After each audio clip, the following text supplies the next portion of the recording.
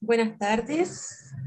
Eh, Les damos una cordial bienvenida a cada una de las personas presentes, siendo las 14:38 del día viernes 12 de noviembre. Damos inicio a la segunda jornada del ciclo de charlas de la Alianza Estratégica de la Escuela de Gobierno y Gestión Pública de la Universidad de Chile, junto a la ilustre Municipalidad de Pudahuel.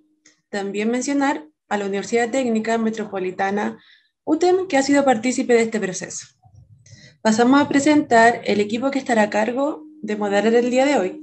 Primero presentamos a Consuelo Vidal, estudiante de cuarto año de la carrera de Administración Pública, también a Leoncio Valenzuela, estudiante de cuarto año de la carrera de Administración Pública, y Javiera Riquelme, que les habla, también estudiante de cuarto año de la carrera de Administración Pública, todos de la Universidad de Chile.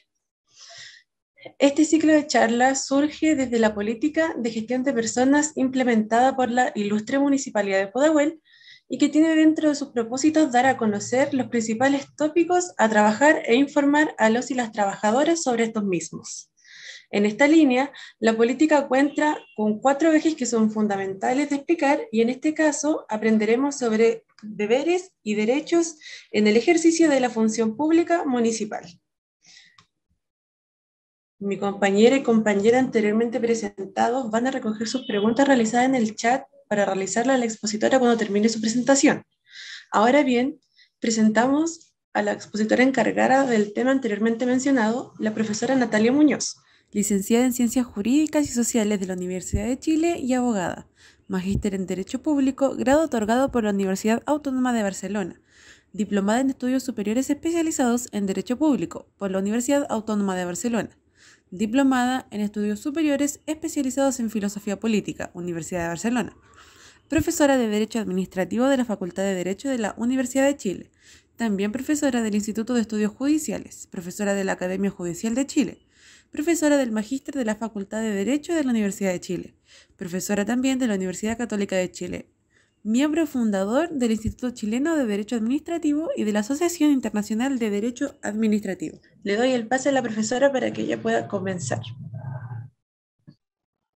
Hola, buenas tardes a todos y a todas. Vamos a conversar hoy día acerca de una serie de aspectos que pueden ser eventualmente de interés para los funcionarios municipales y les quería partir comentando algo muy importante. Anteayer en realidad me tocó participar como invitada en la Convención Constitucional, me invitaron a participar en la primera ronda de exposiciones que hubo en la Comisión de Descentralización, y uno de los temas que se trató o de los cuales pudimos conversar es acerca de que es muy probable que la nueva Constitución establezca una estructuración muy distinta respecto a los gobiernos regionales, respecto a las municipalidades, respecto a la relación que se va a dar entre los distintos entes que concurren en el ejercicio del poder público en los distintos ámbitos territoriales. Por lo pronto hay una serie de tópicos que creo que es muy necesario para poder, digamos, introducir esta exposición. Creo que hay varios tópicos que ustedes deben tener presente porque van a afectar de manera muy preponderante el sistema que tenemos actualmente. En primer lugar, es muy probable, luego les voy a explicar qué injerencias tiene esto respecto al mundo municipal, que es lo que nos convoca en definitiva.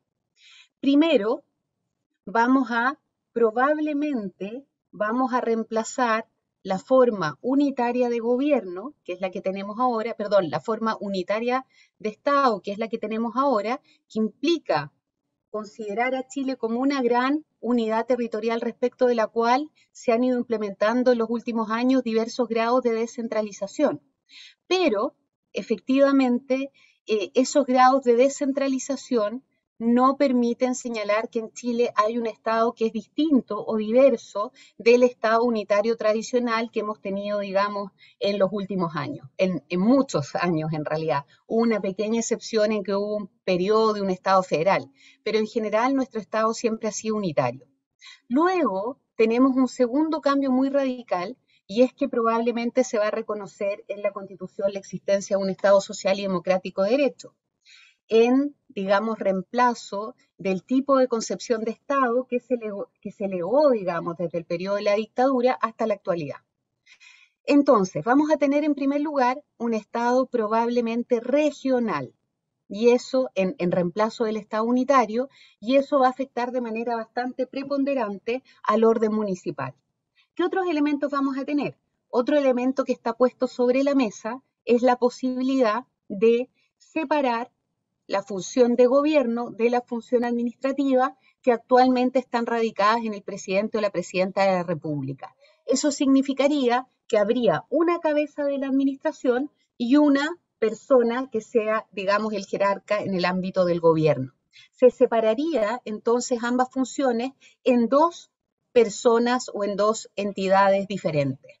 Por lo tanto, bueno, eso es lo que se llama o se denomina un régimen semipresidencial. Por lo tanto, eso sería un segundo gran cambio. Un tercer gran cambio que probablemente se va a producir y que también va a impactar de manera importante en el mundo municipal es que probablemente se va a reconocer la existencia de un Estado plurinacional.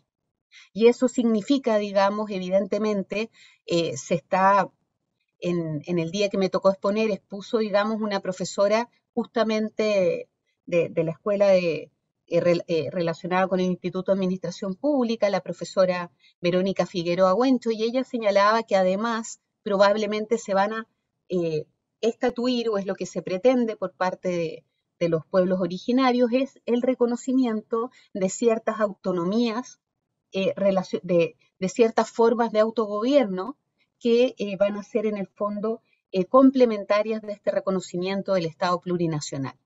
Asimismo, y esto también afectaría directamente al mundo municipal, es muy probable que se establezcan algunos criterios de paridad y otros elementos más, asimismo, digamos, mayores mecanismos de participación y otra serie de elementos que van a ser, digamos, incorporados en esta discusión. Por lo tanto, es muy probable que haya, bueno, también está la discusión acerca de cuál va a ser el rol de los gobiernos regionales, qué va a pasar, digamos, con las provincias, con las regiones, con los delegados presidenciales, o sea, con toda la estructura que dice relación con la administración pública y particularmente con la administración pública territorial. Por lo tanto, vamos a tener seguramente de aquí a un par de años una nueva estructura administrativa, una nueva distribución del poder que va a ser necesario articular en el sentido de revisar todas las competencias públicas que tienen asignados estos órganos que van a confluir precisamente en el gobierno subnacional o que van a confluir en la administración y gobierno de los territorios. Por lo tanto, ese va a ser un cambio bastante paradigmático y que sin lugar a duda va a afectar la organización y las competencias de las municipalidades. Creo también que ese nuevo probable, ustedes saben que la Constitución solamente genera el lineamiento central y luego viene un proceso que seguramente vamos a tardar unos 5 o 10 años en poder ejecutarlo y que va a ser un proceso en el cual se va a ir generando justamente un cambio en toda la normativa que rige a los órganos públicos. Es decir, se va a aprobar esta nueva distribución del poder, probablemente va a implicar, o necesariamente va a implicar, mejor dicho, la dictación o la adecuación de todo el ordenamiento jurídico, es decir, de todas las leyes y reglamentos que rigen en los diversos ámbitos. Y por supuesto, también en el municipal. Y creo que uno de los elementos que va a tener que ser mayormente desarrollado en este nuevo momento político, estoy hablando en 2 años más y los 5 o 10 años que vengan después de ese periodo de tiempo, probablemente va a estar dado por justamente tener que rearticular la organización y las competencias de las municipalidades, al igual que de todos los otros órganos públicos que tienen competencias de carácter territorial y subnacional. ¿Para qué? Para incorporar a las nuevas estructuras, para que no haya duplicidad de competencias que puedan afectar los principios de eficacia y eficiencia, para lograr, por supuesto, que exista una buena administración. Y para ello, sin lugar a duda, los principios que se van a tener que fortalecer a nivel de el ejercicio de los gobiernos subnacionales van a tener que ser los principios de coordinación y de colaboración. Bueno, una vez hecha esta introducción, que tiene un carácter más general en relación, digamos, al contexto y al momento político que estamos viviendo, me voy a referir al tópico para el cual he sido convocada, que es comentarles algo sobre el estatuto administrativo, en particular el estatuto administrativo municipal, la responsabilidad administrativa, los derechos y obligaciones de los funcionarios, en general todo el marco jurídico que rige a la función pública municipal. ¿Correcto? Y luego ustedes me hacen todas las preguntas que estimen convenientes respecto a los tópicos que vamos a ver. En primer lugar, me gustaría destacar lo siguiente. Les voy a compartir un PPT. En primer lugar, me gustaría destacar con ustedes cuál es el concepto que tenemos de estatuto administrativo.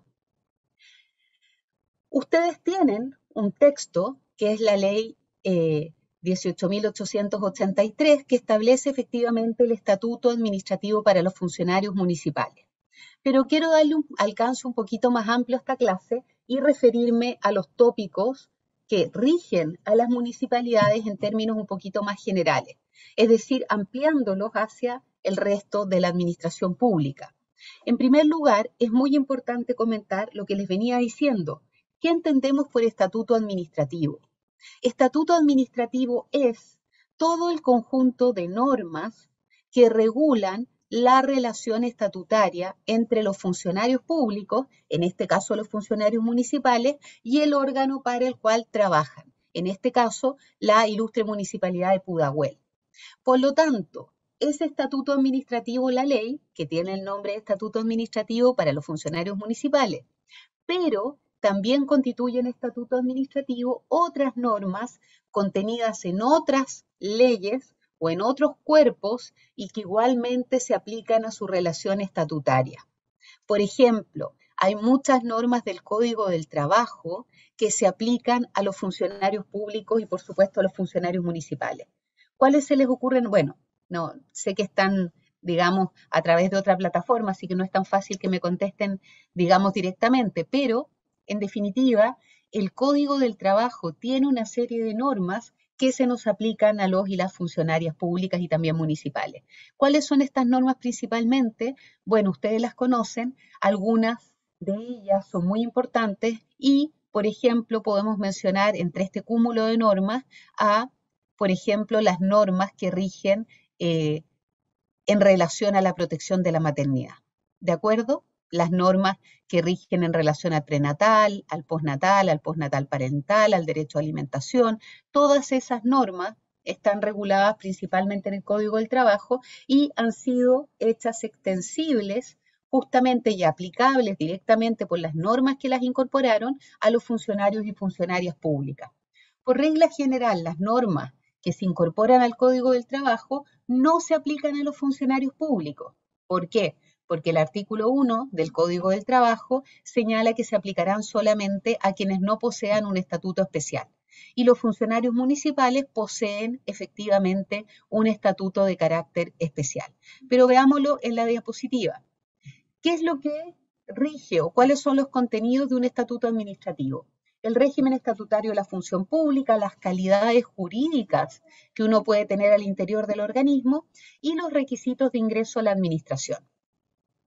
¿Qué se entiende por función pública? Es el cuerpo de recursos humanos permanentes y estables, es decir, el personal de la administración. Y eso da origen al empleo público, que tiene una serie de características. Su origen es un acto de autoridad pública, su regulación se ejerce en condiciones estatutarias y la estabilidad en el empleo es la regla general. ¿Cuáles son las exigencias constitucionales? Estamos hablando evidentemente de la Constitución que tenemos en la actualidad, porque uno de los tópicos que se está discutiendo a propósito también de la nueva Constitución es generar un estatuto diferente para toda la función pública, es decir, crear un nuevo estatuto de la función pública. Y si se crea un nuevo estatuto de la función pública, es evidente que esos principios constitucionales que se van a plasmar en la nueva carta, esos principios también van a ser invocables respecto de los funcionarios municipales y probablemente va a implicar que se modifique una serie de normas que actualmente los rigen a ustedes en esta materia. Por lo tanto, esas transformaciones probablemente van a generar nuevos estatutos de personal, nuevos requisitos de ingreso a la administración pública distintos a los que conocemos ahora. Por ejemplo, ¿qué cosas se han planteado? ¿Qué cosas están en el ambiente para que ustedes lo conozcan? Primero, se ha comentado mucho, digamos, el generar un régimen para la función pública que sea más similar a la del sector privado, por ejemplo, en cuanto a la desvinculación. ¿Para qué? Por ejemplo, para que los funcionarios públicos tengan indemnización de mes por año de servicio. Se ha planteado también la posibilidad de generar una administración que sea más técnica. Denme 30 segundos. Una administración que sea más técnica, es decir, que tenga justamente mayores requisitos para el acceso.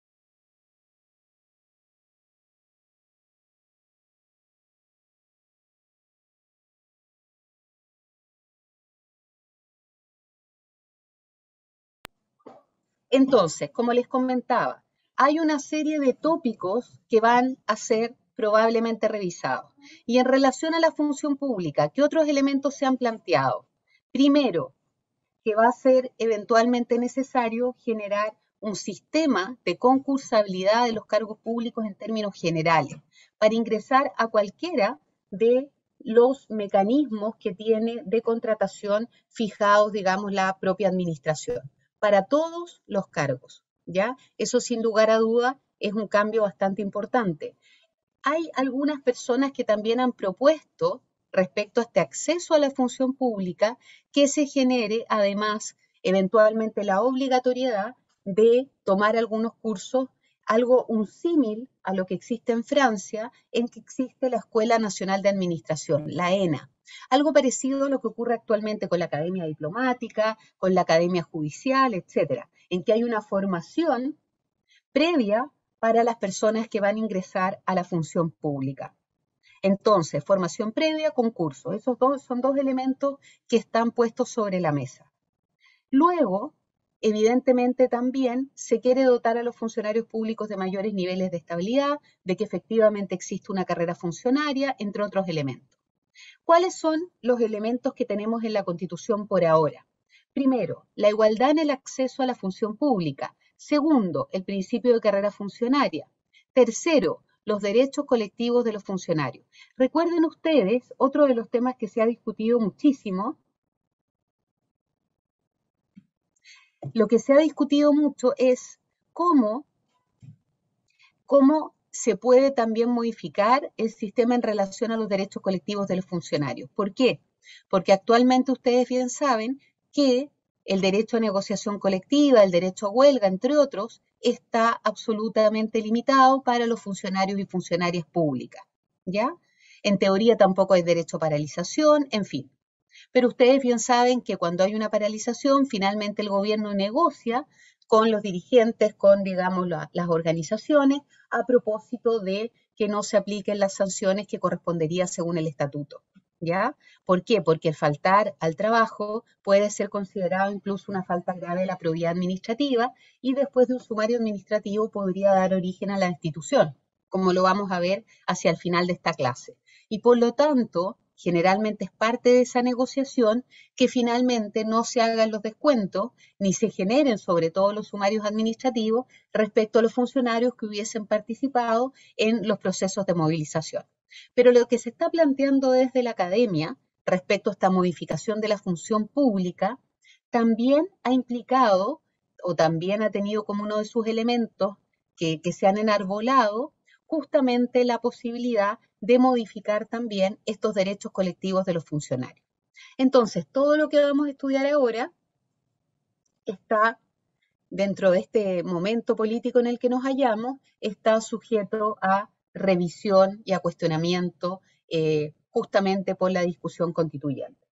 ¿Cuáles son los principios que tenemos actualmente consagrados? Primero, igualdad en el acceso a la función pública. Segundo, el principio de carrera funcionaria. Y tercero, ya sabemos que los derechos colectivos de los funcionarios están prácticamente son prácticamente inexistentes y solamente se manifiestan en concreto en la posibilidad de constituir asociaciones de funcionarios, que tienen una ley especial que es muy distinta a aquella que rige a los sindicatos, que serían su equivalente en el mundo, privado. Y también hay una serie de temas en relación al derecho a la seguridad social. Por ejemplo, los funcionarios y funcionarias públicos no tienen derecho al seguro de desempleo, por ejemplo, ¿ya?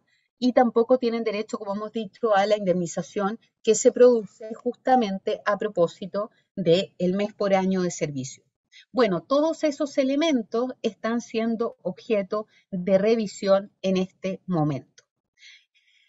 ¿En qué norma constitucional se establece la igualdad de acceso en la función pública? En el artículo 19, número 17, la Constitución asegura a todas las personas la admisión a todas las funciones y empleos públicos sin otros requisitos que lo que impongan la Constitución y las leyes. ¿De acuerdo? Y luego tenemos en el artículo 38 de la Constitución que una ley orgánica constitucional determinará la organización básica de la administración pública, garantizará la carrera funcionaria y los principios de carácter técnico y profesional en que deban fundarse. Como ustedes bien saben, en la carrera funcionaria tenemos un problema muy grave. Y el problema que tenemos, ustedes ya lo conocen, y es que en la mayoría de los órganos públicos, especialmente los órganos públicos centralizados y descentralizados, recuerden ustedes que las municipalidades son órganos constitucionalmente autónomos, por lo tanto tienen normas especiales en este ámbito.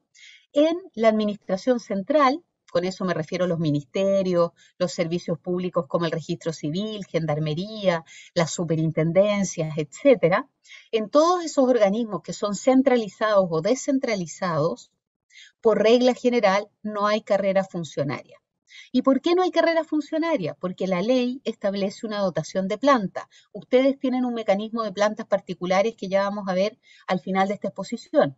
Pero la administración central y descentralizada tiene una planta que se fija al servicio. Por ejemplo, el Ministerio de Justicia y Derechos Humanos tendrá 100 funcionarios de planta, pero resulta que cuando se van generando vacantes en las plantas de los servicios, esos cargos de planta no son llamados a concurso y por lo tanto no se proveen.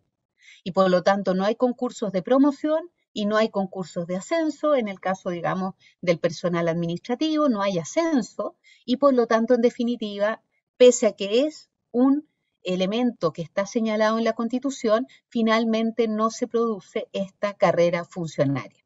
¿Qué pasa con los derechos colectivos de los funcionarios? Ya los dijimos, no hay derecho a sindicarse, salvo el derecho a constituir asociaciones de funcionarios, no hay derecho a la negociación colectiva y no hay derecho a la huelga. Y luego tenemos jurisprudencia relevante en esta materia, es decir, qué es lo que nos dice la Contraloría General de la República, que es la que tiene la facultad dictaminante respecto a la carrera funcionaria. Y nos ha señalado, en la administración del Estado, la carrera funcionaria es un derecho fundamental de los funcionarios públicos. ¿Por qué? Porque tiende a la estabilidad en la función del empleo. Y este derecho se expresa justamente en la promoción, en la posibilidad de ir ascendiendo grado a grado en este cursus honorium, que es la carrera funcionaria, y que se determina en base a la calificación, el desempeño, la capacitación, el perfeccionamiento y también en el caso de los concursos de promoción por el resultado que uno obtenga en dichos concursos. Y esto también se expresa en otros dictámenes. Yo les voy a mandar todos estos PPTs para que ustedes los tengan. Luego, y en concordancia con el carácter de derecho fundamental de la carrera funcionaria, no cabe sino concluir que el alcance que deba darse a las normas legales que la regulan obliga a preferir aquel sentido que favorezca su reconocimiento por sobre aquellas interpretaciones que puedan afectar o limitar esta garantía a la carrera funcionaria.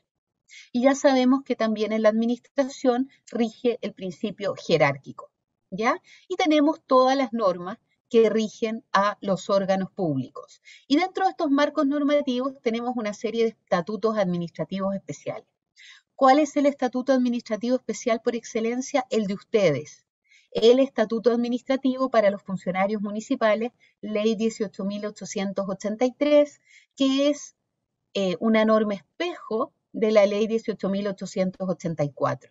O sea, el estatuto administrativo que rige para todos los funcionarios públicos, salvo los que tienen estatutos especiales, es muy similar al estatuto administrativo que tienen ustedes. Y tenemos una serie de estatutos especiales que son tales porque hay organismos públicos que tienen particularidades. Por ejemplo, tenemos el Estatuto del Personal del Ministerio de Relaciones Exteriores, tenemos el Estatuto del Personal de las Fuerzas Armadas, tenemos el Estatuto de Personal de Carabineros de Chile, tenemos el Estatuto Personal de Policía de Investigaciones, tenemos el Estatuto de los Profesionales de Educación, entre otros. Marco normativo, entonces, también sabemos, como ya hemos dicho, que hay una serie de órganos públicos que se rigen directamente e íntegramente por el Código del Trabajo, y hay otros que tienen regímenes mixtos. Por ejemplo, el personal del Consejo para la Transparencia, del Instituto de Derechos Humanos, del Ministerio Público, por ejemplo, se les aplican muchísimas de las normas del Código del Trabajo y, por ejemplo, por ende, tienen, por ejemplo, indemnización de mes por año. ¿Qué se entiende por funcionario público? En primer lugar, tenemos que decir que no hay una definición legal. Hay una definición en el artículo 260 del Código Penal y, por supuesto, también hay definiciones que vienen desde el derecho internacional. ¿Qué se entiende entonces por los funcionarios? Tenemos una situación, tenemos personas que no son funcionarios, que serían, por ejemplo, las autoridades de gobierno, los agentes contractuales de la administración, que son todas las personas que están contratadas honorarios, que ya nos vamos a referir a ese fenómeno. ¿Cómo se clasifican entonces los cargos públicos? De planta, contrata, de confianza exclusiva, de carrera, y sabemos también que existe la situación de las personas que están contratadas honorarios. No me voy a referir a la planta y a estos temas porque son un poquito, digamos, áridos, pero en definitiva reconocemos la existencia de distintas formas de ser funcionario público e incluso de personas que no siendo funcionarios públicos trabajan en las entidades administrativas como son todas las personas contratadas honorarios. Fíjense ustedes cómo han cambiado los números. Al año 1995 teníamos 91.000, casi 92.000 personas a contrata. De planta, y actualmente, al año 2015, ahora han bajado más, tenemos 81.000, o sea, los números han ido bajando. Y si ustedes se fijan, por el contrario, las contratas se han disparado, desde 33.000 hasta 150.000, y también las personas que están por código de trabajo y también las personas que están por honorario. ¿Se fijan? Entonces se va generando justamente un cambio radical en el sentido de cómo se va componiendo la administración pública. ¿Se fijan cómo los números van cambiando? La planta actualmente es solamente el 23%. Acuérdense ustedes que los cargos de contrata solo podían ser el 10% de la planta. Y miren estos números. O sea, está claro que no se está cumpliendo con la normativa correspondiente. Y luego, por supuesto, se liberó el límite del 20% para los funcionarios a contrata, porque si no, no podríamos tener los números que les hemos comentado.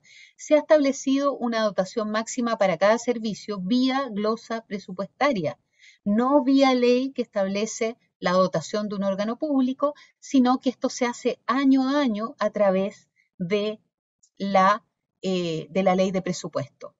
Tercer fenómeno, que es el que les comento, se ha utilizado la contratación honorarios para atender labores habituales de los servicios y no solo labores accidentales o no habituales, transformando esta categoría en un personal de carácter permanente. Pero ¿qué pasa con las personas contratadas a honorarios? ¿Cuál ha sido el fenómeno que se ha dado? Y que es muy complejo. Lo que ha pasado es que los órganos públicos, en vez de contratar personas a honorarios para realizar labores excepcionales del órgano, labores no comunes, por un tiempo acotado, por ejemplo, 1 año, 2 años, ha venido a contratar personas honorarios para desarrollar funciones permanentes del órgano y las ha venido a contratar por largos periodos de tiempo. ¿Qué es lo que sucede cuando estas personas se termina su contrato honorario? ¿Se le termina anticipadamente o no se les renuevan los contratos honorarios? Estas personas que no son funcionarios públicos, porque la ley 18.883, al igual que la ley 18.834, que tiene texto refundido en el DFL 29, han señalado que las personas contratadas a honorarios no son funcionarios públicos. ¿Qué significa eso? Que estas personas no están regidas por un código especial, por lo tanto no están contenidas en la excepción que señala el artículo 1 del Código del Trabajo. Y por lo tanto, estas personas demandan a la administración, a las municipalidades, las demandan pidiendo primero que se reconozca la existencia de la relación laboral. Y luego piden que se les indemnice una serie de montos. Por lo pronto, que como no se les aplique el estatuto administrativo, si se reconoce la relación laboral, se les aplique el Código del Trabajo. Y por lo tanto, ¿qué es lo que ordena la Corte? Ordena pagar un mes por año con el límite de 11 años. Y también la Corte, en muchos casos, ordena pagar con el 50% de recargo.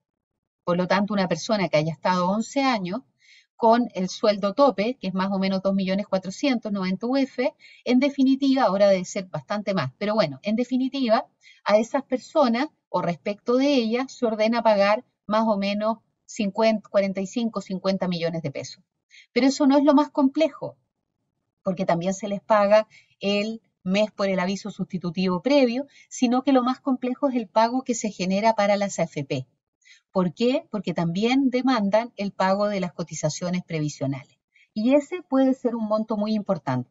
Por ejemplo, en el caso Mendeville, que fue un funcionario que estuvo en el Ministerio de Transporte por 18 años, se determinó que a la AFP había que pagarle 600 millones. En el caso León, que era una funcionaria que trabajaba en el programa de Derechos Humanos, se ordenó pagar más de 1.000 millones de pesos a la AFP, porque llevaba 24 años trabajando a honorario en el mismo órgano público. Por lo tanto, la situación de falacia de que se tenga contratadas personas a honorario para desarrollar labores permanentes ha significado un enorme gasto para el erario público por las indemnizaciones que se han debido pagar. Y hay otro tema también muy importante que se refiere a las contratas, ¿ya? Que ustedes las conocen. ¿Qué pasa? ¿Cuál es la situación que se da actualmente respecto de las contratas? Como ustedes saben, las contratas duran hasta el 31 de diciembre de cada año. Por lo tanto, cuando uno era funcionario público hace 10 años atrás, al 30 de noviembre te llegaba un correo electrónico en que te decían se va a renovar su contrata o no se va a renovar su contrata, tómese las vacaciones pendientes. ¿De acuerdo?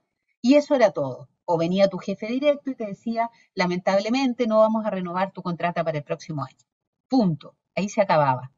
Pero, a propósito de acciones, primero solicitudes de dictámenes interpuestas por funcionarios municipales y luego, a través de la jurisprudencia de la tercera sala de la excelentísima Corte Suprema, se fue reconociendo el derecho que tenían las personas a contrata a que se les reconociera la confianza legítima.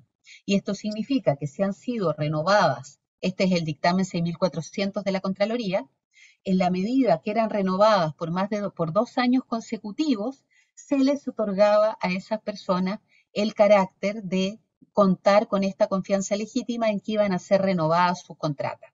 Y por lo tanto, el órgano administrativo que ahora quiere desvincular a un funcionario que lleva más de 2 renovaciones, tiene que dictar un acto administrativo señalando las causas, los motivos por los cuales se estima que va a prescindir de sus servicios. Y en el caso que se desvincule anticipadamente a un funcionario, por ejemplo en mayo, junio, julio, agosto, septiembre, etcétera, lo que debe manifestar el órgano es por qué ya no son necesarios los servicios del funcionario cuando su contrato lleva dicha cláusula señalada, digamos, en el mismo contrato. Como ustedes ven, hay muchas materias. Ya, espérenme un segundito. Hay muchas materias que actualmente están puestas sobre la palestra. Digamos, a propósito de las personas contratadas honorario, a propósito de las personas que están a contrata y la jurisprudencia de la tercera sala. O sea, son muchos los temas que tenemos, digamos, y que nos están afectando como funcionarios públicos.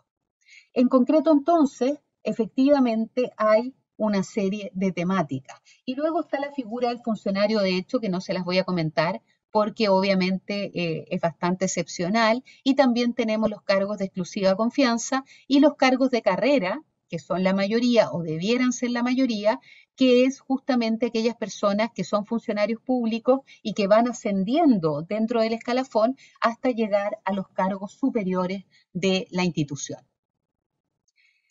Luego también tenemos a las personas que están contratadas por alta dirección pública. La alta dirección pública también ha sido planteada dentro de esta discusión constitucional como una de las posibles vías que se va a utilizar para generar una mayor profesionalización en relación a la función pública. ¿Cuáles son los elementos constitucionales que amparan el ingreso a la función pública? Primero, el artículo 19, número 17 de la Constitución. Segundo, el artículo 25, letra C, Pacto Internacional de Derechos Civiles y Políticos. Estamos viendo el orden interno y el orden internacional que se aplica en virtud del artículo 5 de la Constitución. Y también, por supuesto, el artículo 23, número 1 y número 2 de la Convención Americana de Derechos Humanos. Pero esta igualdad en la admisión a empleos y cargos públicos, por supuesto que se complementa con la igualdad de oportunidades que está establecida en el artículo 38, inciso primero de la Constitución Política. Y tenemos entonces algunos requisitos de ingreso que son de carácter general, otros que son de carácter especial, evidentemente. Bueno, ser ciudadano, haber cumplido con la ley de reclutamiento, tener salud compatible, etc. Estos son temas bastante, no son especialmente atractivos y por eso los estoy pasando muy rápidamente. Ustedes me pueden hacer, por supuesto, todas las preguntas que estimen convenientes. Vamos entonces a nuestra segunda presentación para ir acercándonos al tema que nos convoca. Carrera funcionaria.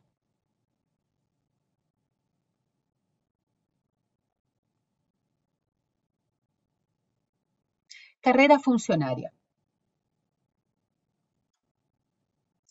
La carrera funcionaria está marcada por tres aspectos principales, entre otros, las capacitaciones, las calificaciones y las promociones. La capacitación tiene su fundamento principalmente en el artículo 38 y en la ley 18.575 que tiene texto refundido en el DFL1. Es muy importante que ustedes sepan que dentro de los derechos de los funcionarios públicos está el derecho a la capacitación. Y ese derecho a la capacitación puede ser para el ascenso, para el perfeccionamiento y para la capacitación voluntaria. ¿Qué límites existen actualmente a propósito de las capacitaciones? El principal límite es que no permite la jurisprudencia de la Contraloría ni el marco normativo financiar grados. O sea, una municipalidad no puede financiar el estudio de grado de una persona ni los estudios de posgrado, magíster o doctorado. Pero en general, bajo ciertos supuestos, se ha permitido que los funcionarios públicos puedan hacer diplomados. Y generalmente, la mayoría de los órganos tiene un procedimiento especial para que los funcionarios públicos concursen para obtener cupos, digamos, para realizar ese tipo de estudios. Fíjense ustedes entonces, ¿qué es lo que nos dice la Ley de Bases Generales de la Administración del Estado? Podrán otorgarse becas a los funcionarios públicos. El presupuesto de la Nación considerará justamente los recursos para esta materia. Y luego hay una serie de normas para el caso, si yo postulo a una capacitación y no la cumplo, la repruebo, etcétera, eso puede ser considerado en mis calificaciones. No solamente eso, sino que también me obliga a permanecer en la administración y además, eventualmente, si me va mal, me obliga también a tener que entregar o repetir el dinero que me ha sido entregado. Me parece muy importante que ustedes también conozcan un tema sobre el cual hay muy poco nivel de especialización a nivel interno en Chile. No hay prácticamente personas que se manejen en estos temas y que dice relación con los procesos de calificaciones.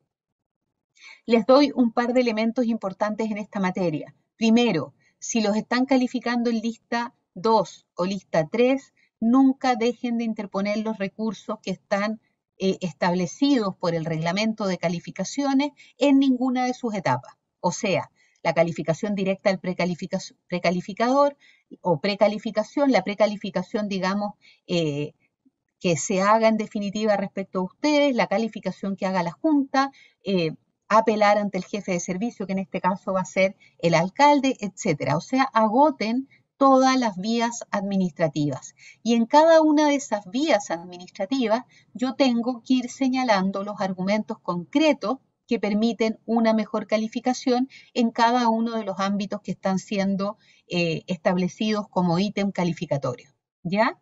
Y ustedes también saben que hay ciertos funcionarios que no están sujetos a calificación y principalmente son los dirigentes sindicales. ¿ya? Luego, finalmente, de mi calificación, voy a poder reclamar ante la Contraloría General de la República. Y acá tienen el procedimiento, pero no nos vamos a detener en él porque los contenidos de esta clase son muchos y porque, además, los procedimientos pueden ser fijados por cada uno de los órganos de manera autónoma. O sea, yo puedo establecer un reglamento de calificaciones al interior de un órgano público. ¿Qué efectos tiene la calificación? Permite desvincular funcionarios por calificación en lista 3 o 4. Permite también ubicar a las personas en el escalafón, que es el ordenamiento que se hace al interior de cada servicio público según grado, antigüedad y mérito. Y hay una serie de normas respecto a los desempates, etcétera, ¿no? Que no los vamos a tratar de manera especial. Y hay algunos elementos que son muy importantes para la promoción, para el ascenso, que en general en Chile, como hemos señalado, no se están cumpliendo en la actualidad. Pero las municipalidades efectivamente tienen actualmente normas especiales que les permiten establecer sus propias plantas. Pero en principio, la promoción debe ser realizada por concurso. Y hay varias modalidades para realizar los concursos, ¿de acuerdo? Hay concursos también para el ingreso a los cargos de planta. Todo esto son temas muy, muy específicos, así que los llamo a que ustedes luego los revisen, ¿vale? Y vamos ahora sí, rápidamente, al tema que entiendo que es el que a ustedes más les interesa y que se refiere a las obligaciones funcionarias y a la responsabilidad administrativa. Vamos a ir rápido porque son muchos contenidos para poquito tiempo, pero les estoy destacando los elementos centrales y el resto de los elementos los pueden consultar ustedes directamente. Las obligaciones funcionarias. Las obligaciones funcionarias tienen importancia principalmente porque son las que determinan el marco que luego eventualmente puede permitir perseguir, por ejemplo, la responsabilidad administrativa por incumplimiento de las obligaciones o de las prohibiciones funcionarias. Y los derechos funcionarios son importantes porque evidentemente son parte de los elementos que constituyen mi relación estatutaria o mi relación funcionaria, en este caso con la municipalidad. ¿Cuáles son las principales obligaciones que se establecen en el marco normativo en relación a los funcionarios? Primero, el cumplimiento de la jornada de trabajo. Segundo, cumplir con las destinaciones, comisiones de servicio cometidos funcionarios que me sean impuestos. Y tercero, la subrogación. ¿Ya? Todas estas materias son parte de mis deberes funcionarios. ¿Ya? ¿Cuál es el problema que se da respecto a la jornada de trabajo?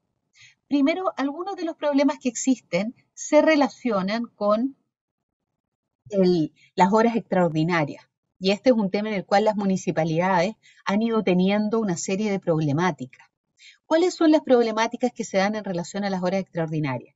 Las horas extraordinarias se usaban muchísimo para compensar, por ejemplo, a personas que tenían un mal salario o a personas o por pituto también, o sea, se usaban ya sea por razones justas o injustas, pero en definitiva se utilizaban al margen de la ley. ¿Por qué? Porque la ley señala que van a ser horas extraordinarias aquellas que son necesarias para la institución, ¿verdad? Por lo tanto, las horas extraordinarias se van a otorgar cuando se requiere que un funcionario haga una función extraordinaria que es necesaria para el órgano.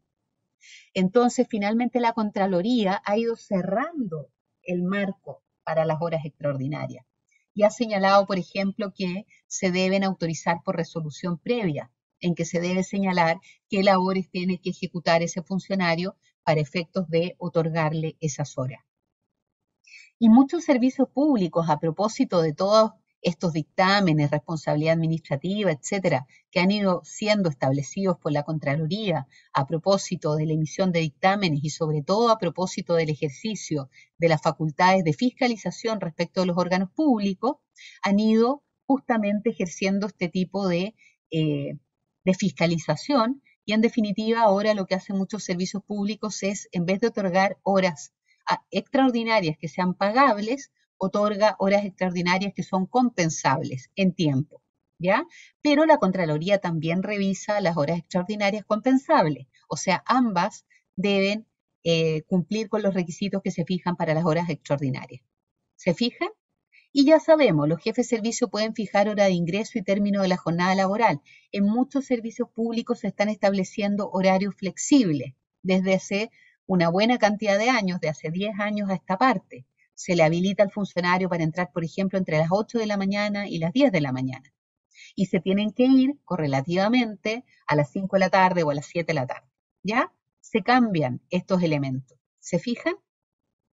Sin embargo, la jornada es de lunes a viernes. No se ajusta a derecho que un servicio establezca una jornada semanal de trabajo de martes a sábado.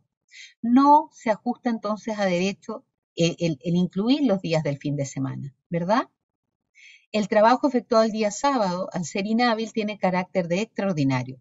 A falta de norma expresa sobre jornada de trabajo, los funcionarios públicos que se rigen por los estatutos especiales están obligados a desempeñar su empleo de forma permanente, de acuerdo al artículo 65, que se aplica supletoriamente. En este caso, de acuerdo al estatuto, a la ley 18.883, ¿vale? Y tenemos luego la jornada extraordinaria, en que justamente viene a estar dada la mayoría de la jurisprudencia de la Contraloría en esta materia.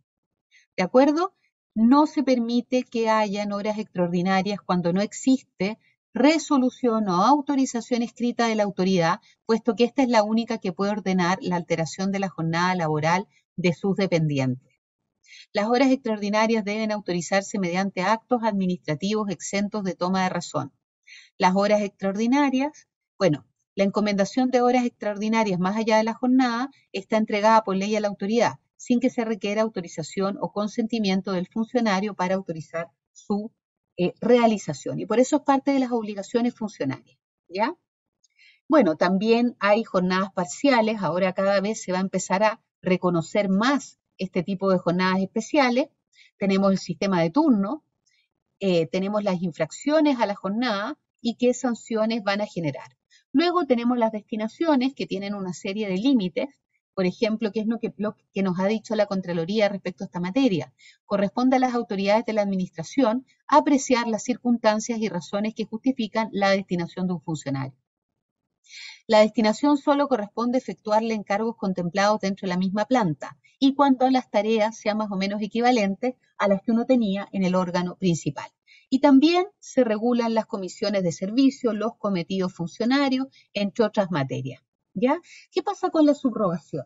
La subrogación tiene un orden que está establecido en el estatuto, pero también el jefe de servicio puede establecer los órganos subrogatorios por acto administrativo. Yo sugiero que siempre la subrogación esté establecida justamente por un acto para que no se generen problemas respecto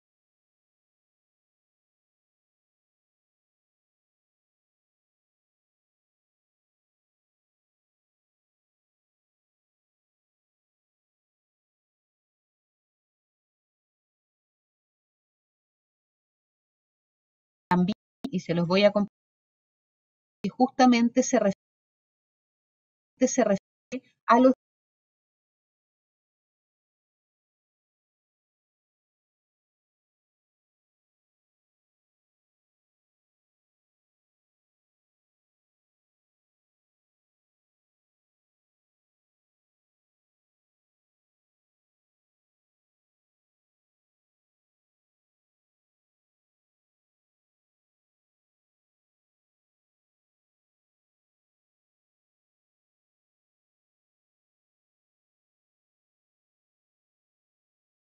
les comparto entonces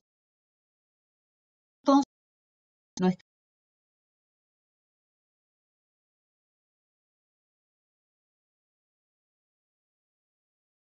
responsabilidad administrativa.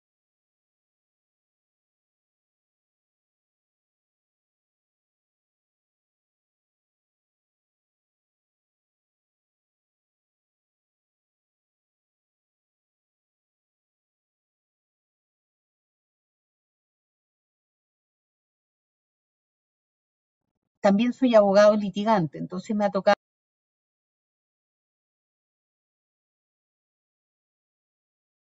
central como en la administración.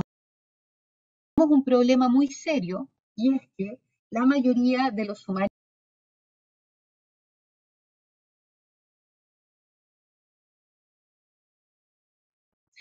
es peor estar sometido a un sumario administrativo que estar sometido a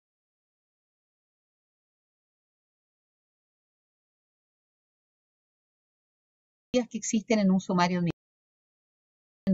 administrativo. Tiene normas muy básicas,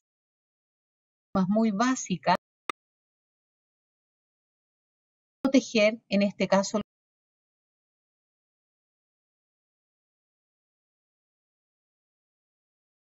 persona que denunció por normas más modernas, más recientes en el tiempo, como el Acta 100.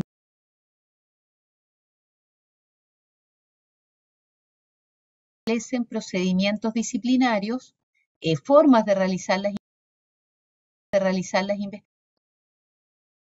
Las viejas normas contenidas en la ley 18.883, 4 textos refundidos de fe. ¿Por qué? Porque nuestras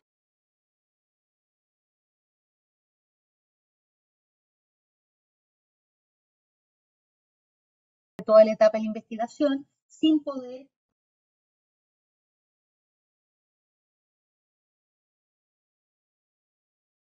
presentar pruebas.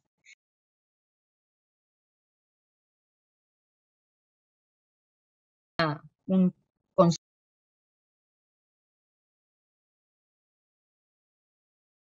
el Tribunal Constitucional ha señalado que el derecho al acceso al expediente se ven complicados en un sumario que creen que los van a tener un recurso de protección y mientras se está viendo la protección, interponer un requerimiento ante el Tribunal Constitucional pidiendo el acceso al expediente. O sea, pidiendo que no se aplique respecto a ustedes la norma que declara que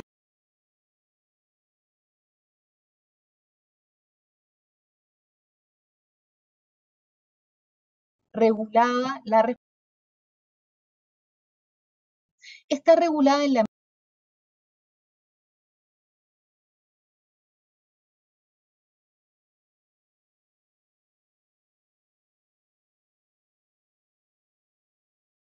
que se aplica a ustedes, los municipios, en sus títulos primero y tercero, el título segundo no se aplica.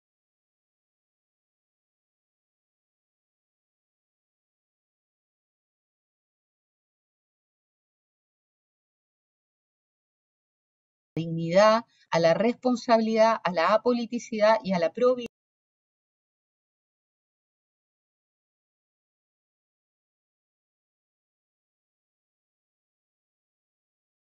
entre los funcionarios y los órganos administrativos.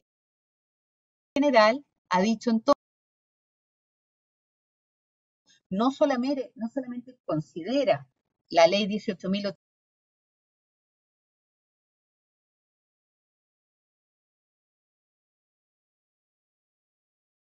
que aplican entre el funcionario municipal y la municipalidad respectiva. Luego tenemos lo que yo les señalaba respecto a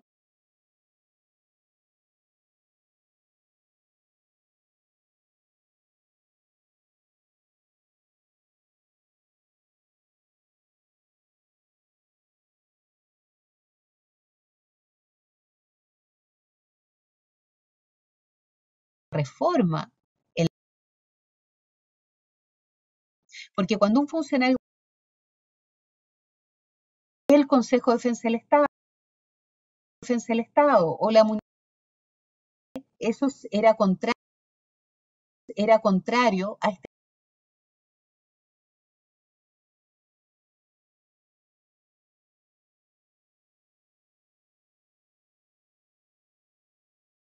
derecho nacional, al Poder Judicial, ni a los trabajadores de las empresas o instituciones del Estado, o aquellos en que o representación, siempre que dichos funcionarios o trabajadores se encuentren sometidos a un estatuto especial. ¿De acuerdo? Y luego tenemos que los funcionarios públicos pueden tener distintos tipos de responsabilidad. Primero, la responsabilidad política. En este momento la responsabilidad política es muy importante. ¿Por qué? Porque hay un juicio político abierto en relación al presidente Piñera, que se resuelve este martes, si no me equivoco.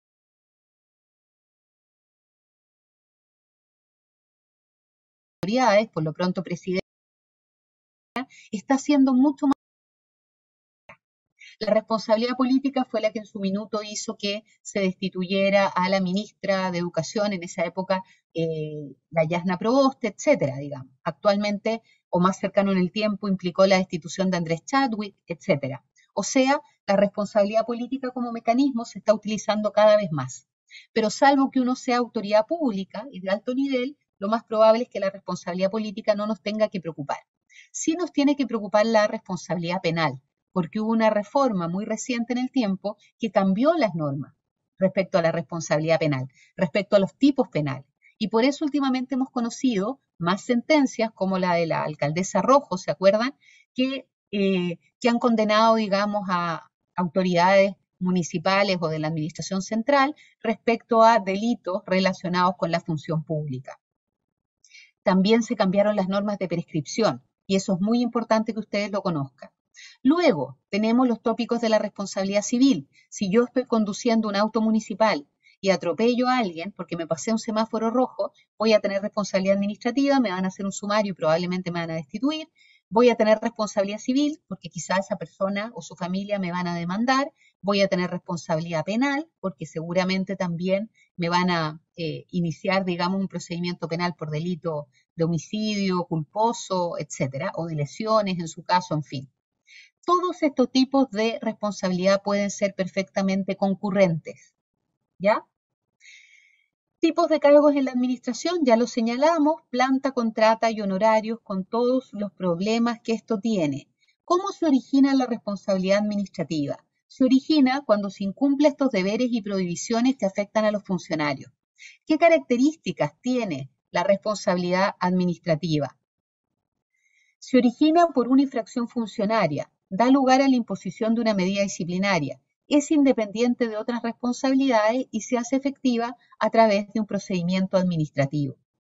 ¿Se fijan o no? Que hay una serie de deberes que están fijados respecto a los funcionarios públicos. Hay deberes y hay prohibiciones respecto a la función pública. ¿De acuerdo? Por ejemplo, los deberes y las obligaciones efectivamente están dispersas en diversos cuerpos normativos. No es una sola norma la que establece las prohibiciones funcionarias, ¿ya? Y en general va a haber falta administrativa cuando hay una infracción a los deberes y prohibiciones que pesan sobre el funcionario público. Esta es una falta infraccional. Las medidas disciplinarias, define la Contraloría General, son los medios que la ley contempla para castigar al funcionario que infringe sus deberes, de tal, previo a un proceso formal, que es justamente el sumario administrativo o la investigación sumaria. ¿De acuerdo? Entonces, es a partir de los imperativos legales que se debe construir el tipo de ilícito administrativo, traduciéndolo a una norma prohibitiva en la cual se pueda razonablemente encuadrar la conducta que se estima infraccional. Entiendo que teníamos 45 minutos para la exposición, pero en general lo más importante para efectos disciplinarios es que ustedes conozcan, esto es muy importante, que ustedes conozcan el tipo de conductas que puede dar origen a la destitución, que son en general las faltas graves a la probidad administrativa. ¿Por qué? Porque hay una serie de conductas que se estima que son faltas graves a la probidad administrativa y que están señaladas en el estatuto como tales, pero también a través de la jurisprudencia de la Contraloría se han ido agregando otras conductas que se estiman como que vulneran gravemente a la probidad administrativa. Y yo he tenido casos de faltas muy menores de funcionarios que finalmente los órganos, en este caso los municipios, estiman que son falta grave de la probidad administrativa y los destituyen. Y obviamente ha habido que ir a la Corte de Apelaciones a través de un recurso de protección para justamente acreditar que no se trata de faltas graves a la probidad administrativa y que se ha generado evidentemente una actuación del órgano público que es contrario al ordenamiento jurídico y por ende debe ser dejado.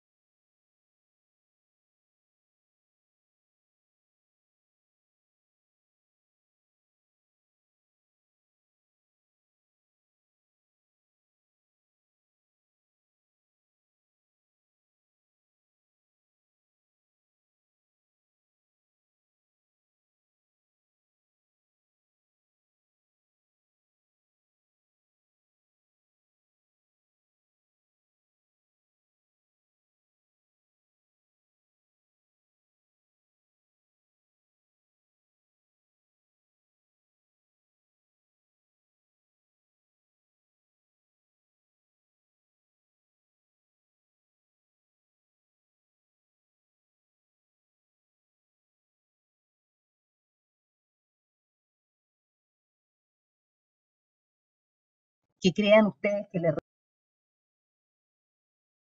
deben hacer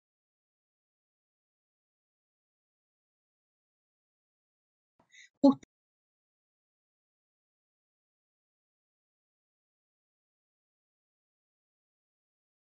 en sanción muy onerosa. A mí, de los temas que más me parece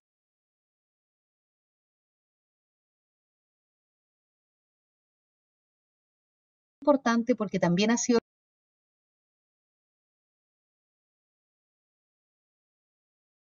la sanción tiene que ser proporcional. Eso sí, aunque se pueda señalar que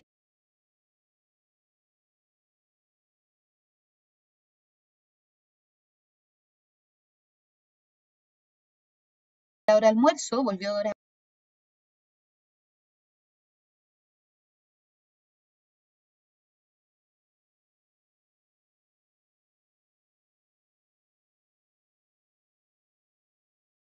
como falta grave de la probidad administrativa, especialmente la segunda. Pero destituir a una persona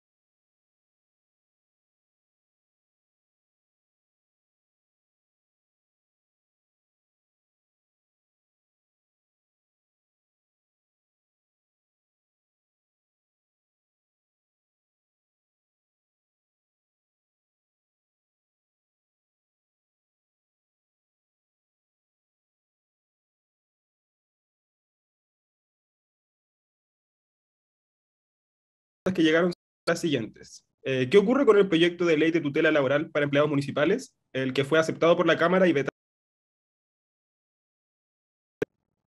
A ver, entiendo que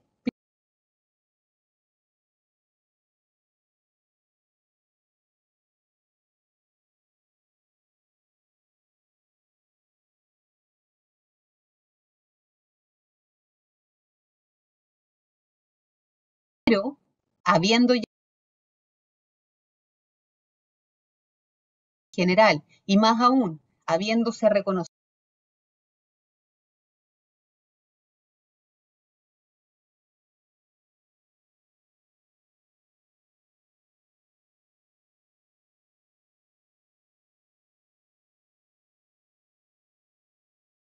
porque la calificación puede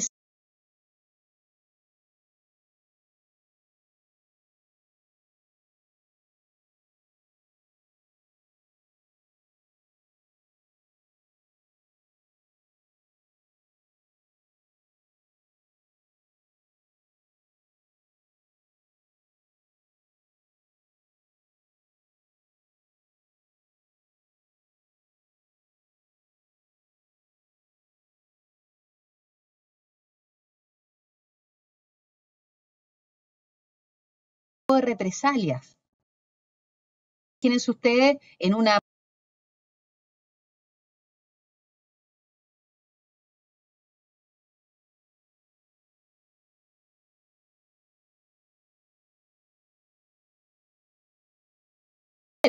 los tengo que desafiar para llevarlos a lista ese funcionario.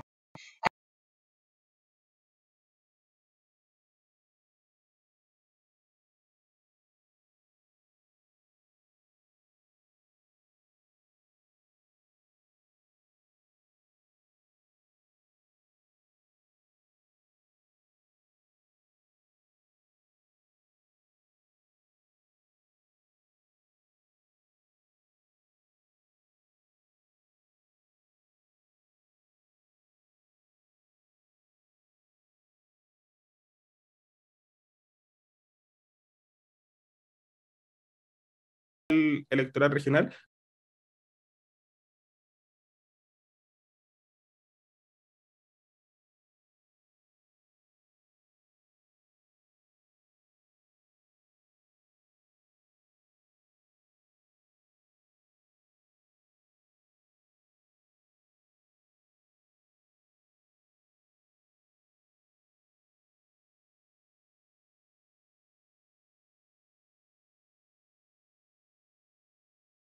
Pero yo he recurrido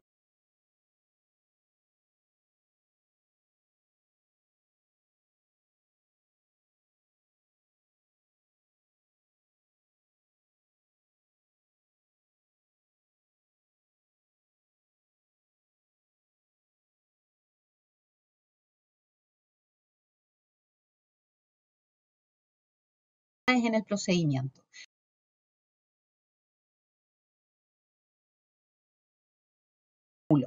Que el municipio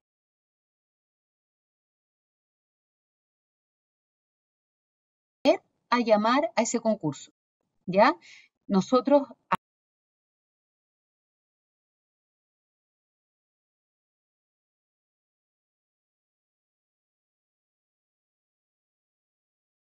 de los funcionarios. Si bien es cierto, habían esas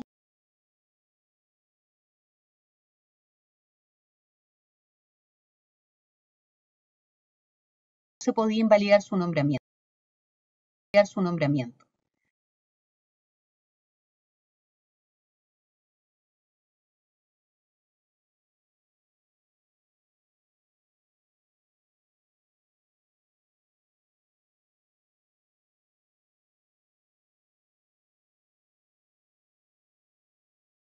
Dice que es una modificación de la ley de planta completa.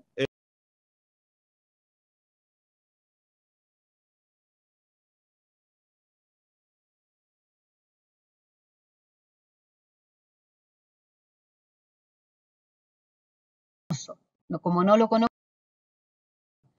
en general, una municipalidad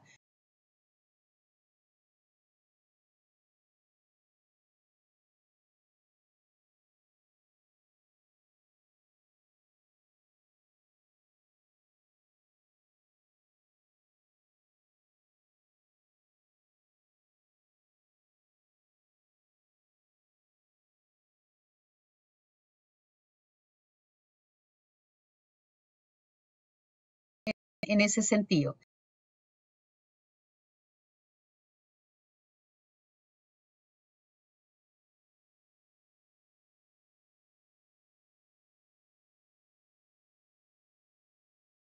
Hay una infracción al orden.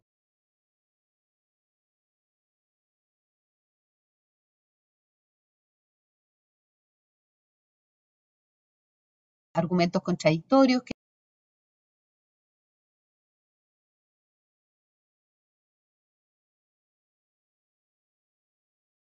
es, primero,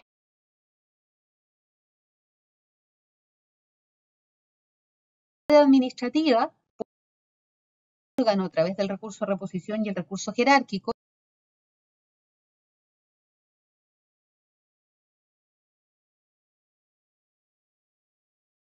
presentar un reclamo jurisdiccional, tengo que ver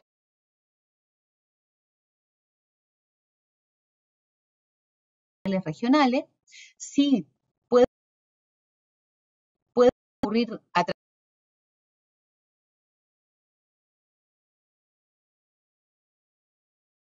de derecho público, que es muy costosa, así que genera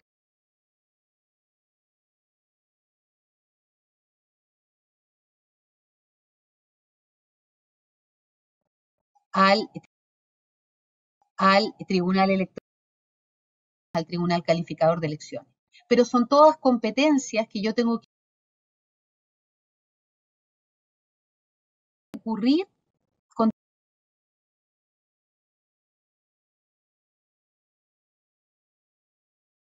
averiguar cuál es el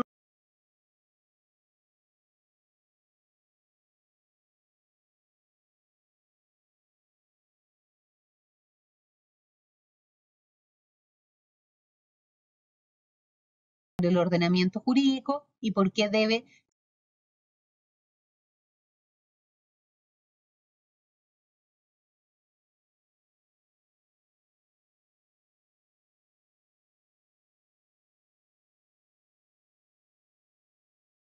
Las siguientes dos preguntas son sobre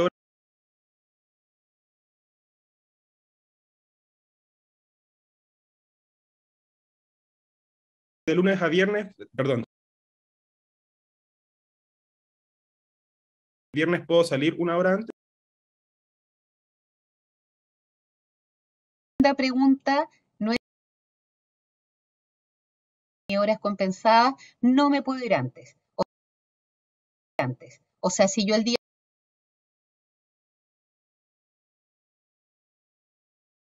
no me van a pagar esas horas y tampoco me las van a más, media hora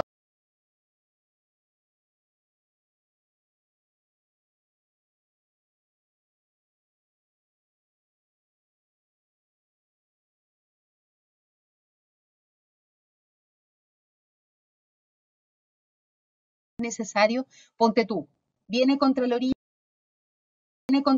y hace un proceso y tengo un plazo de 5 días para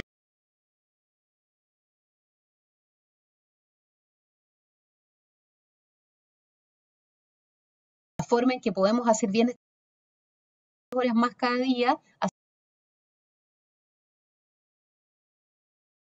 me las tienes que autorizar.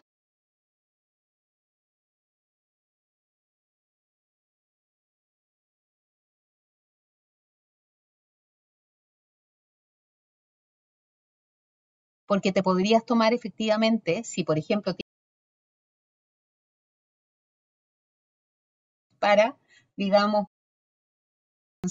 pero todo esto tiene, no pueden ser, digamos, estima la necesidad. Bueno, la tengo que fundamentar.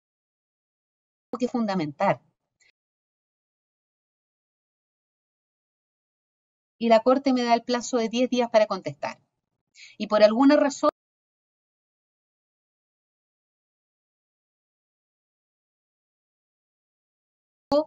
3 días antes de que venciera el plazo. Y además tengo mis obligaciones.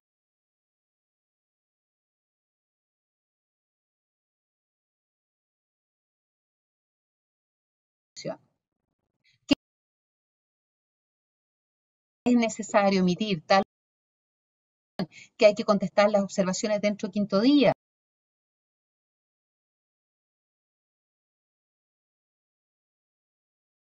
Una emergencia en este sentido, o cualquier todas las emergencias que se dan principal. Ya pueden ser miles de hipótesis, pero sobre todo justificar la necesidad, porque esa necesidad pública principal pueda ser cumplida. ¿Por qué necesito que el funcionario o funcionaria lo haga ahora y no lo haga en? Bueno, la siguiente dice, esto suponiendo el caso de que una persona sea culpable y se proceso de sumario administrativo.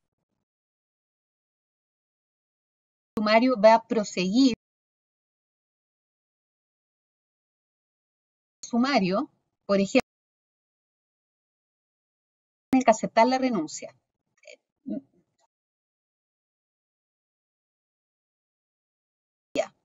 La autoridad puede tener mi renuncia, decir no le acepto su renuncia, mi renuncia. Si acepta mi renuncia, hoy día, si mañana me instruye un sumario, ese sumario va a tener, porque yo ya no soy funcionario.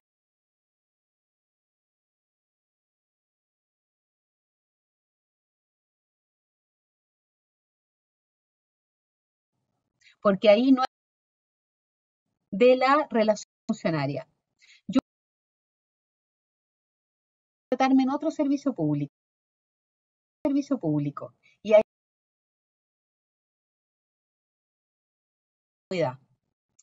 si yo el día de hoy y el alcalde, por ejemplo, no me la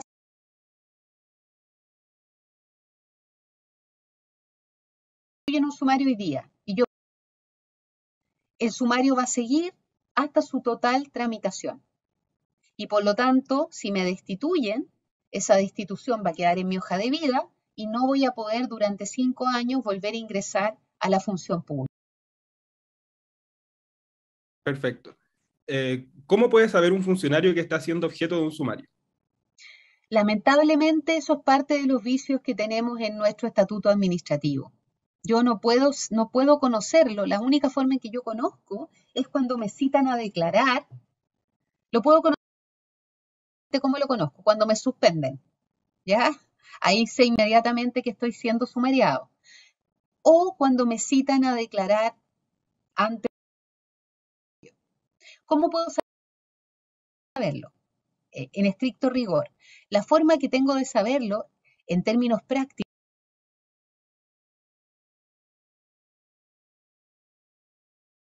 porque ese derecho lo tiene el yo siempre tengo que pensar que puedo ser el sumariado. Lo puedo preguntar.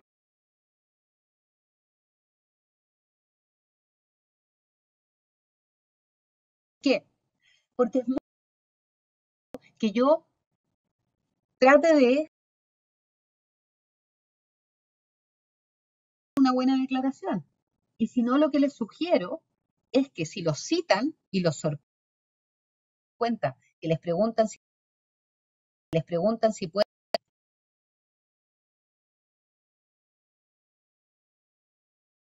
de implicancia y recusación,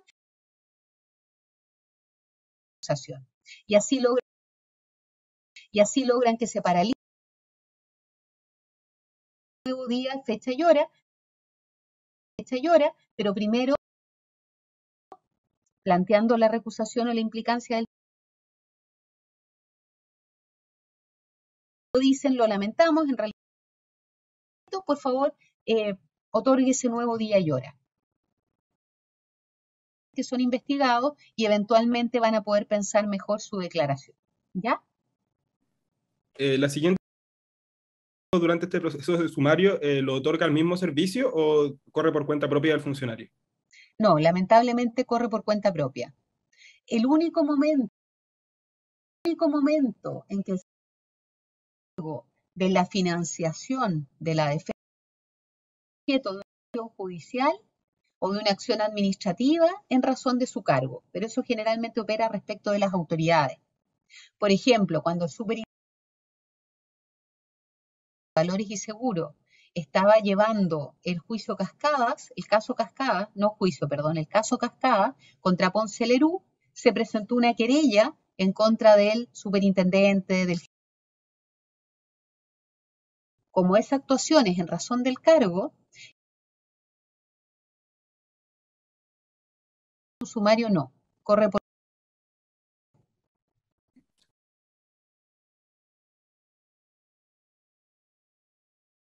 ninguna,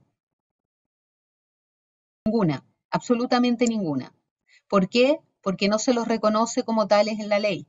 Por lo tanto, a mí me ha tocado ir a reuniones con la autoridad pública existen y la autoridad pública los reconoce como tal.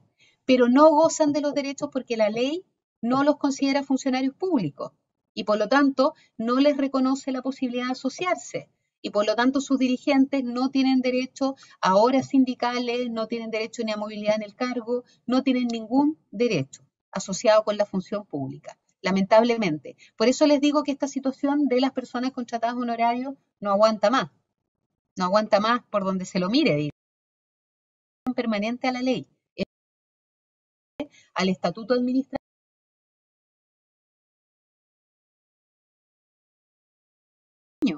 O sea, incluso si yo tengo a alguien 5 meses, pero lo tengo para labores permanentes del órgano, yo lo debiera tener a contrata. La contratación honorario es solo para labores de especialista y para labores que no sean las corrientes del órgano público.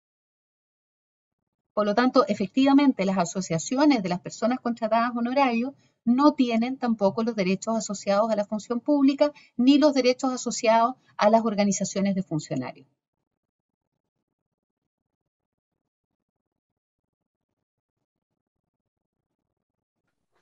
Bueno, agradecemos nuevamente su exposición, profesora Natalia, y también las preguntas que dejaron en el chat, porque esto genera una instancia interesante para aprender de cosas que quizás no estaban dentro de la presentación, pero aún así hay dudas. Bueno, también le agradecemos la participación en la charla el día de hoy y espero que esta haya sido una experiencia enriquecedora y esperamos seguir contribuyendo al desarrollo de la política de personas en la ilustre Municipalidad de Pudahuel. Junto a ello, les dejamos la invitación para la próxima charla el día martes 16 de noviembre a las 9 de la mañana, lo cual estará a cargo del profesor Adrián Torres, un destacado filósofo que nos conversará sobre el tema de los valores a tener en cuenta en la gestión municipal. Muchas gracias. Muchas gracias a ustedes por la invitación. Hasta luego, un gusto. Adiós.